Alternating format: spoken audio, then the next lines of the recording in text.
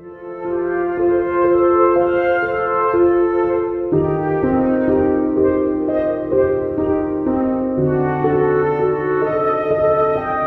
friends, in Planet Earth Dating, today is Friday, June 23rd, 2023, and we're back again to film for the Patreon channel.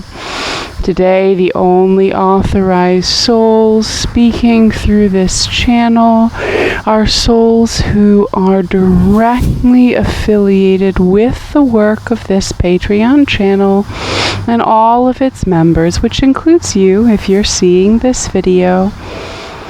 We've been doing a little bit of investigative channeling to try to figure out who are the presences who are responsible for this Patreon channel. And it seems to be a bit of a mixed bag, which it often is with groups that have people of different backgrounds, people of different belief systems that are a part of it.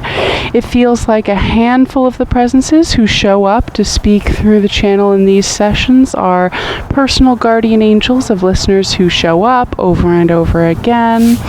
Some of them feel like guardian angels who are responsible for other groups that intersect with multiple members of this community. But there do also seem to be a few guardian angels in this coalition, I think would be the right word, who are responsible for projects similar to this Patreon channel, projects that are created with the intention to align people more and more closely with their soul plans. And all of those different guardian angels tend to converge during these filmed sessions. They tend to converge. Some of the members will converge during the editing work that goes into creating these videos. And a handful of them, depending on the viewer, will show up during the viewing of these videos. It's not always the same group every time, although there are a few key members who do seem to show up more or less all of the time. But this is not a group that has worked together outside of the context of this project. For example, when we do healing sessions for clients, usually the group of guardian angels who are present for a healing session is a group of guardian angels who has worked with that person for a long, long time. And even if some of them joined the team somewhat after the start of the life, they tend to know each other well. They've worked with each other on other projects. In this particular channeling context, most of these presences haven't worked together before. And so there is a little bit of adjustment in the course of each channeling session to try to figure out whose voice is most relevant, not only for the channel itself, but also upstairs in the room where those presences gather. There is a little bit of a negotiation of who holds the microphone and for how long, and who's allowed to get the majority of the messages through to which ears. We tend to try, I think all of us involved in this effort, upstairs and down, tend to try to choose and interpret the messages that are relevant to the majority of the listeners. Every so often, someone's personal guardian angel will grab the microphone, either with the consent of the other parties, or maybe not so much the consent of the other parties, because there's some message they're really desperate to get to their person who they know will watch this video, or they hope will watch this video. It really depends. But that is happening less and less, I would say, the longer this project is going on. It feels like there's more and more a sense of what's appropriate in that room upstairs, and so everyone's kind of adjusting for that. There we go. So that, I hope, will make it a little bit clearer who we're trying to listen to, who we're trying to translate during this process. There we go. Now let's merge the energy bodies together more deeply. What we're starting to do is an opening process similar to what we do in healing sessions. We're just starting to create a sacred space. We're starting to align the energy bodies of everyone who's involved in this channeling together. Beautiful. So that we can all receive, if not healing, then at least a little more clarity of energy through interacting, there we go, with these videos, with this content. And now let's reach up again to that group of guardian angels who are responsible for this group, for this community. And what we have today are a series of questions. We have a member of our community who has recently worked his way through the archive of videos and has asked a series of really relevant questions. There are a few that I think we're going to be able to address today. What we aren't able to address today, hopefully we'll be able to get to in a filming sometime soon, depending on what comes up between now and the next time we sit down and what assignments the guardian angels want us to address. But we have a good list of questions, and these aren't even all the questions that this member asked, which is wonderful. But the first genre of questions that were asked were about one of the very early filmings in the Patreon project, which was a series of inquiries about violence, presented by a member of the healing practice. And we're going to call him B, this new member of the Patreon community, asked, is killing animals for food the same as intentionally destructive violence, like the kind of violence that humans do to each other in a war context? And the second question is, are humans subject to different rules or expectations than other members of the food chain? And the third question related to violence is, what is the karmic accounting for violence done out of desperation in an unworkable situation? And I believe this member brought up the example of someone whose child is in danger and so they act to defend the child, or whose family is starving and so they commit an act of violence to feed their family, which is wonderful. It's a tricky karmic question. It's a tricky ethical question. And so we're going to ask the guardian angels if we can present these questions. There we go. And it feels like a yes.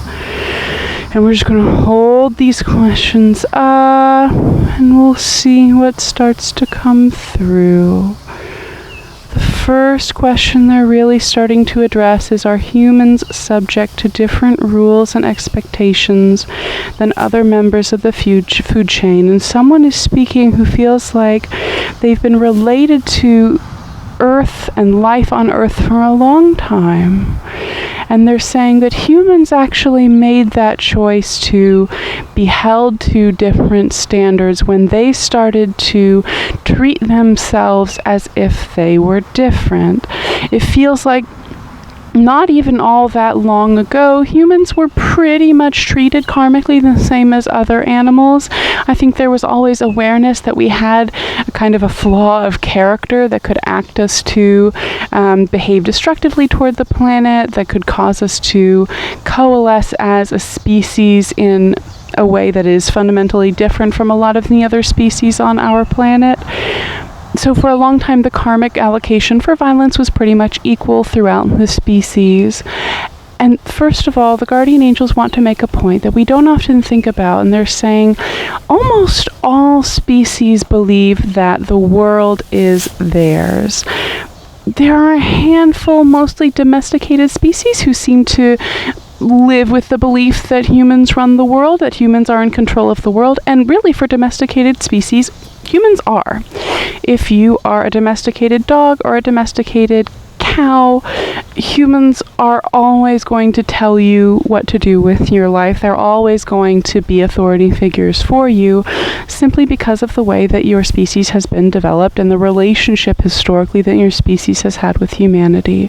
So the first point the guardian angels want to get across is that almost all species, especially of non-domesticants, believe that the world is theirs. The ants believe that the world is theirs. Birds, it feels like most species of birds of which we have awareness believe that the world is theirs. Dolphins are really smart. Dolphins have a whole different level of awareness than a lot of us do. For the most part, we all think that we are the ones in charge. This doesn't mean other species aren't aware of the destruction that humans inflict upon the world and inflict upon the other species. But other species seem to have an innate wisdom that is not a sign of supremacy. It's a sign of, what's the word? It's like idiocy is what the vibration is, but it's like short-sightedness. It's like that must be not a very bright species because they're systematically destroying the resources that they need to live, whereas we, the deer, whereas we, the pine trees, whereas we, the soil microbes, work very hard to ensure the survival of our species, because we would like for us to live longer. So that species over there, those humans, they must not be very bright, because, or they must have a death wish. They must want to snuff themselves out because the actions they're taking lead to that logical conclusion. So it's not like all the other species go around thinking, the humans are in charge, the humans are very smart and they're doing good things. It's mostly like, wow, those are incredibly destructive, invasive species. And if we could figure out how to clear them out, we probably would. And guardian angels are saying it's not a mistake that orcas are starting to take, coordinated destructive action against humans. It's not that they're thinking the humans are in charge, we have to do something. It's that they're thinking these animals are out of control. They're behaving so inappropriately. It's time for people to do something. And orcas are very, very bright, just like dolphins are very, very bright. And so I think they might figure it out. And I hope that they do, frankly, because we are out of line.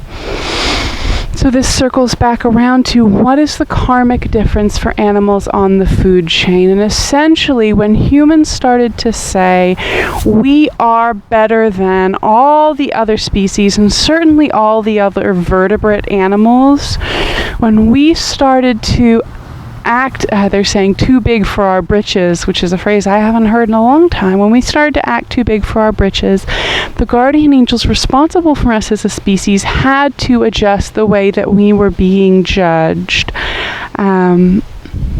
What's the word? It's not like a punishment. It's a long-term lesson. If you want to act, it's so funny, they're using these like colloquial southern phrases. They're saying something like, if you want to act grown, we're going to treat you like you're grown. Which again, something I haven't heard in a long time. Interesting, really interesting. And they're saying, well, what do I know about southern culture? I know that it's very patriarchal. I know that there are a lot of rules. I know there's a lot of tradition. I know there's a lot of inherent superstition. And I know that most other cultures, at least in the United States, kind of look down on Southern culture. They think of it as something kind of primitive, interesting. And so I wonder if, and this is just a guess, I'm trying to translate, I wonder if other species or the higher powers associated with other species look down on humans as somehow less evolved or somehow less, or somehow more primitive because of this humans mattering most, humans being like somehow superior mindset that we tend to go around spouting. There we go.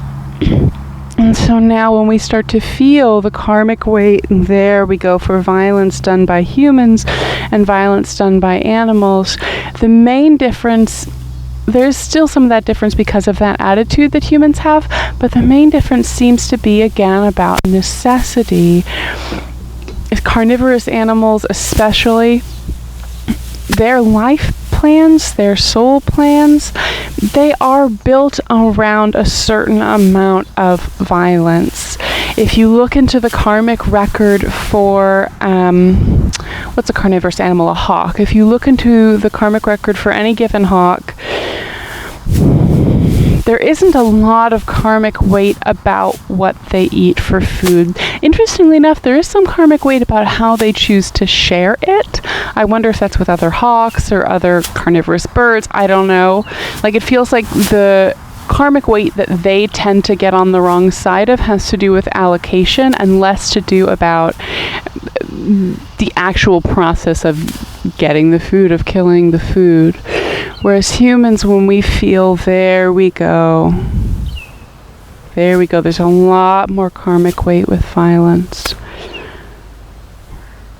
And mainly it's that there are so few situations for Western humans, and certainly for anyone who has access to this video, there are very few situations in which our only option for survival is murder. It's pretty rare nowadays.